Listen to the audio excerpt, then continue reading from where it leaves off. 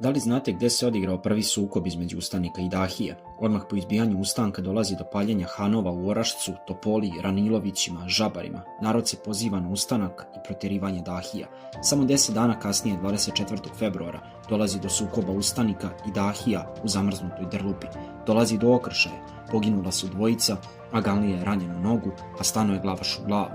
Aganlija se povlači ka Beogradu, koji biva odsečen od ostatka pašaluka. Dahije pokušavaju da kupe mir, novac, imanja, titulu vrhovnog kneza, pa čak i garancije stranih vladara, ali Karađorđe to odbija i jasno kaže: dok god ja gledam grobove našije serbskih knezova, koje su Dahije isekle, i dok god vi ne ubijete mene, kao i druge knezove što ste isekli, među nama neće biti mira.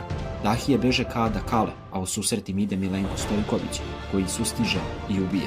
Njihove glave su prvo poslate u Beograd, a zatim u Carigrad.